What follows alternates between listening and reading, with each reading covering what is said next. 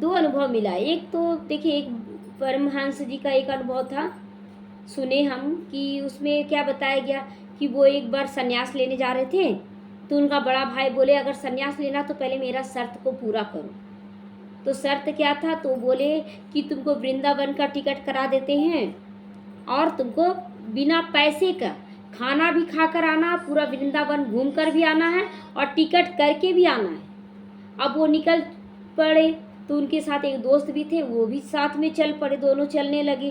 जब ट्रेन में बैठे उतरने ही वाले थे, तो कुछ देर पहले एक व्यक्ति मिला, बोले आप लग रहा है कि कोई सन्यासी हैं, सो आप मेरे घर का आतिथ्य एक रात का स्वीकार करें।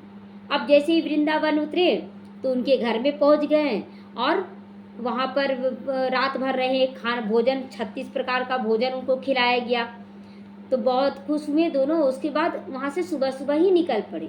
जैसे ही निकले एक पेड़ के पास नीचे बैठे, तो दोस्त बोला कि एक रात का तो इंतजाम हो गया, आगे कैसे करेंगे। तो बोले कि क्या खाने का असर हो गया क्या, सो भगवान को तुम भूल गए हो। उसके बाद भगवान बोले कि नहीं, जो होगा अच्छा होगा। तो जैसे ही वहाँ रुके तो एक बैलगाड़ी लेकर पहुँचता है एक व्यक्ति और बोला कि आपको वृंदावन घूमना है, चलिए हम घुमा दें।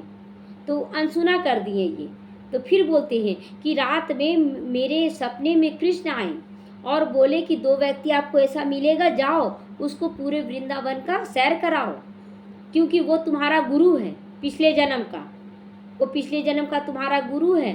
तो बोला कि ठीक है, राजी हो गए ये लोग। पूरा वृंदावन घुमाया वही, और उसके बाद टिकट भी कर दिया, खाना भी खिलाया, वापस आ गए। बड़ा भाई राजी हो गया। तो देखिए, एक बल एक भरोसा, कितना भरोसा था, बिना पैसे क्यों निकल पड़े। विश्वास था, आज विश्वास है, आज विश्वास है, वो निश्चय है। तो ये सब प्रेरणादायक कहानियाँ हैं। अभी एक चीज़ और हो रहा है, देखिए अभी परिस्थिति आ रहा है, हमारे पास भी आ रहा है बहुत ऐसा परिस्थिति, मतलब लग रहा है जैसे कि लोग पूरी तरह से लोग ख़त्म करने में तुले हुए हैं सब कुछ।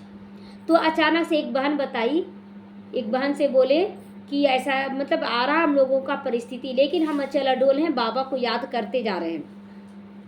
तो वो बहुत सुंदर बात बताई उषा दीदी का एक अनुभव। उषा दीदी का अनुभव क्या है, उनको हम बोले कि देखिए मेरा आँख जब मतलब फड़कता है ना, दाहिना फड़कता है तो मेरे साथ कुछ गलत होता है, और जब बायां फड़कता है तो कुछ अच्छा होता है। तो बोले दीदी आप ये सब मानती हैं। बोले हाँ, क्यों नहीं मानेंगे, क्योंकि बाबा इसके द्वारा हम लोगों को बताता है, मेरा जो अनुभव है उसके अनुसार बताता है बाबा, तो हो रहा है तो मान रहे हैं। तो उसी पर बोली कि हाँ ये चीज़ उषा दीदी का भी हुआ। उषा दीदी टीवी ये सब में सब आने लगी थी, बहुत अच्छा पुरुषार्थ कर रही थी, आगे बहुत बढ़ गई थी, टीवी में आने लगी थी। एक बार कहीं यात्रा पे जा रही थी, रास्ते में कहीं सेवा पे जा रही थी, तो वहाँ एक भविष्यवाणी करने वाली एक महिला मिली। तो बोली कि हम आपका भविष्यवाणी कर सकते हैं आपका हाथ देकर। तो वो बोली कि हाँ देख लीजिए मेरा हाथ, कोई डर नहीं। हम लोग बोलते हैं ना हाथ क्यों दिखाएं, एकदम सहज भाव से देख लीजिए हाथ। तो देखी तो बोली कि हम आपका भविष्यवाणी देख रहे हैं कि 2 साल में आप जिसमें जुड़े हुए हैं ना ब्रह्मा कुमारी में, आपको छोड़ना पड़ जाएगा, पूरी तरह से छोड़ना पड़ जाएगा।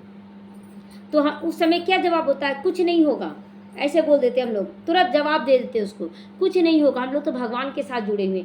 नहीं, स्थिरता से समझना है। तो वो उषा दीदी एकदम शांत रही, कुछ नहीं बोली, बोली ठीक है देखते हैं। और उसके बाद 2 साल के बाद फिर उसी महिला से मिली, तो वो महिला पहचान गई, बोले कि आपके साथ जो बोले थे वो सच हुआ। तो वो उषा दीदी बोली कि बिल्कुल बिल्कुल सच हुआ। 2 साल में मेरे साथ बहुत सारी परिस्थितियाँ आई, अलौकिक परिवार से बहुत सारा परिस्थितियाँ आई, और मेरा तो एकदम निकलना तय हो गया था। लेकिन जिस दिन आप बोले ना कि 2 साल में आपका एकदम निकलना हो जाएगा, तो हम जिस दिन आपका सुने बात, उसी दिन से हम अपना योग तपस्या बढ़ा दिए बाबा के प्रति, और हर चीज़ से वैराग्य लाएं और सब चीज़ से न्यारा प्यारा होकर उसके बाद योग तपस्या करने लगे।